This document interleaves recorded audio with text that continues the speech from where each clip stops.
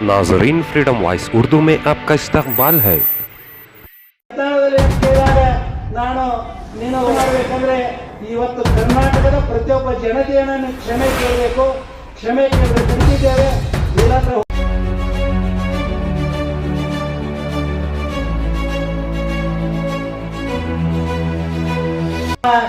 ಏನು ಬಿಜಾಪುರದಲ್ಲಿರ್ತಕ್ಕಂಥ MLA ಆಗಿರ್ತಕ್ಕಂಥ ಏನು ಬಸವನಗೌಡ ಯತ್ನಾಳ್ ಅಂತೇಳಿ, ಬಸವನಗೌಡ ಯತ್ನಾಳ್ ಬಗ್ಗೆ ನಾನೇನಕ್ಕೆ ನೇರವಾಗಿ ಮಾತಾಡ್ತಿದ್ದೇನೆ.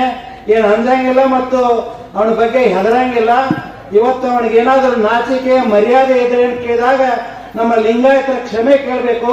ಇಲ್ಲಿದ್ರೆ ಕರ್ನಾಟಕದ ಲಿಂಗಾಯತರು ಏನ್ ಮಾಡ್ತಾರೆ ಅಂದ್ರೆ ಅವನನ್ನು ಇಲ್ಲಿಂದ ಓಡಿಸ್ತಕ್ಕಂಥ ಕಾರ್ಯಕ್ರಮವನ್ನು ಹಾಕೊಳ್ತಿದ್ದೆ ಇವತ್ತು.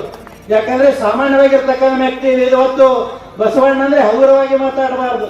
ಯಾರು ಬಸವಣ್ಣ ಬಗ್ಗೆ ಹಗುರವಾಗಿ ಮಾತಾಡ್ತಿದ್ದಾರೆ ಸ್ವಲ್ಪ ನಾಲ್ಗೆಯನ್ನು ಎಣ್ಕೆದ ಬಿಗಿಯಾಗಿ ಹಿಡಿದು ಮಾತಾಡಬೇಕು. ಇವತ್ತು ಏನೋ ಅವತ್ತು MLA ಇದ್ದಿರ್ಬೋದು, ನೀ ಏನೋ ಇವತ್ತು ದೊಡ್ಡ ಶ್ರೀಮಂತ ಇದ್ದಿರ್ಬೋದು, ಏನಾದ್ರೂ ಇದ್ದಿರ್ಬೋದು. ನಿನ್ನ ಶ್ರೀಮಂತಿಕೆ ನಿನ್ನ ಏನು MLA ಏನಾಗ್ತದೆ ಅಂದ್ರೆ ಅದು ಧಿಕ್ಕಾರ ಆಗ್ತದೆ. ಜನ ಏನ್ ಮಾಡ್ತಾರೆ ಅಂದ್ರೆ ಇವತ್ತು ಕರ್ನಾಟಕದ ಪ್ರತಿಯೊಬ್ಬರು ಇವತ್ತು ದೀನರಾಗಲಿ ದಲಿತರಾಗಲಿ ಎಲ್ಲರೂ ಏನ್ ಮಾಡ್ತಾರೆ ಅಂದ್ರೆ ಉಳಿತಕ್ಕಂಥ ಕೆಲಸ ಮಾಡ್ತಿದ್ದಾರೆ. ಅದಕ್ಕಾಗಿ ದಯಮಾಡಿ ಇವತ್ತು ಬಸವನಗೌಡ ಯತ್ನಾಳಲ್ಲಿ ವಿನಯದಿಂದ ಕೇಳ್ಕೊಳ್ತಿದ್ದೇನೆ. ಅಷ್ಟೇ ಅಲ್ಲದೆ ನೀನೊಬ್ಬ ಲಿಂಗಾಯತ ಆದ ಮೇಲೆ, ಇವತ್ತು ನೀನೊಬ್ಬ ವೀರಶೈವನಾದ ಮೇಲೆ ಏನು ಮಾತಾಡಬೇಕು, ಹೆಸರೇನು ಇಡಬೇಕು, ಬಸವರಾಜ ಅಲ್ಲ, ನೀನು ಬೆಂಕಿ ಹತ್ತತಕ್ಕಂಥ ಬಸವರಾಜ. ಯಾಕಂದ್ರೆ ಅಂತ ಇವತ್ತು ಕನಿಷ್ಠವಾಗಿ ಮಾತಾಡ್ತೀಯಲ್ಲ. ಇವತ್ತು ಎಲ್ಲ ಕರ್ನಾಟಕದ ಎಲ್ಲ ಮಠಾಧೀಶರು ಖಂಡಿಸಿದ್ದಾರೆ ಇವತ್ತು ಈಗಾಗಲೇ ಅಂತ ಕೇಳಿದ. ಅದಕ್ಕಾಗಿ ಬಸವನಗೌಡ ಯತ್ನಾಳದಲ್ಲಿ ಅಂತ ಕೇಳಿದಾಗ ನಾನು ಇವತ್ತು ಏನಂದ್ರೆ ಎದೆ ತಟ್ಟಿ ಹೇಳ್ತಿದ್ದೇನೆ. ನೀನು ಏನ್ ಮಾಡ್ಬೇಕಂದ್ರೆ ಇವತ್ತು ಕರ್ನಾಟಕದ ಪ್ರತಿಯೊಬ್ಬ ಜನತೆಯನ್ನು ನೀವು ಕ್ಷಮೆ ಕೇಳಬೇಕು. ಕ್ಷಮೆ ಕೇಳಿದ್ರೆ ಬಿಡ್ತಿದ್ದೇವೆ, ಬೀಳಾತ್ರ ಹೋಗಿಲ್ಲ, ಬಿಡ್ಲಿಲ್ಲ ಅಂದ್ರೆ ದೊಡ್ಡದಾಗಿರ್ತಕ್ಕಂಥ ಹೋರಾಟ ಮಾಡ್ತೇವೆ. ನಾವೆಲ್ಲ ಲಿಂಗಾಯತರಿಗೆ ಕೂಡ್ಕೊಂಡು ಎಲ್ಲರೂ ಕೂಡ್ಕೊಂಡು ಏನ್ ಮಾಡ್ತೇವೆ ಅಂದ್ರೆ ಇವತ್ತು ಹೋರಾಟವನ್ನು ಮಾಡ್ತೇವೆ ಅಂತಕ್ಕಂಥ ನಿನಗೆ ಎಚ್ಚರಿಕೆಯನ್ನು ಕೊಡ್ತಿದ್ದೇವೆ. ನೀನು ಎಷ್ಟೇ ಶ್ರೀಮಂತಿದಿರ್ಬೋದು, ಯಾಕಂದ್ರೆ ಅವನು ಮಾತಾಡೋ ಮಾತುಗಳನ್ನು ಕೇಳಬೇಕಾದ್ರೆ ಟಿವಿಯಲ್ಲಿ ಬರ್ತದ, ಎಲ್ಲದರ ಬಗ್ಗೆ ಹಗುರವಾಗಿ ಮಾತಾಡ್ತಾನೆ. ಸ್ವಾಮಿಗಳ ಬಗ್ಗೆ ಹಗುರವಾಗಿ ಮಾತಾಡ್ತಿದ್ದಾನೆ, ಬಸವಣ್ಣವ್ರ ಬಗ್ಗೆ ಹಗುರವಾಗಿ ಮಾತಾಡ್ತಿದ್ದಾನೆ. ಇವು ಒಬ್ಬನೇ ಏನು ತೀಸ್ ಮಾರ್ಕ್ ಅಂತ ತಿಳ್ಕೊಂಡ.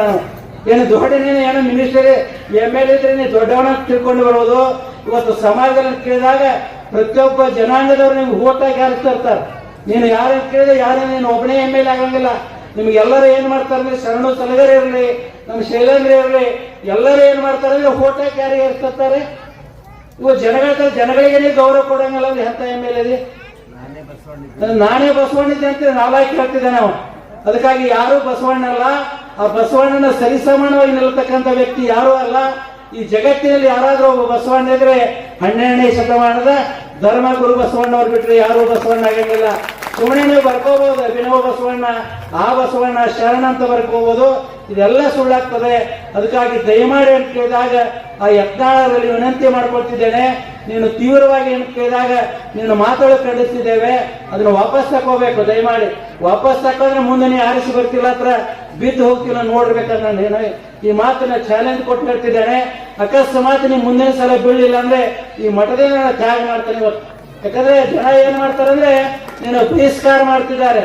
ಅದಕ್ಕಾಗಿ ದಯಮಾಡಿ ಆ ರೀತಿ ಆಡಬಾರ್ದು.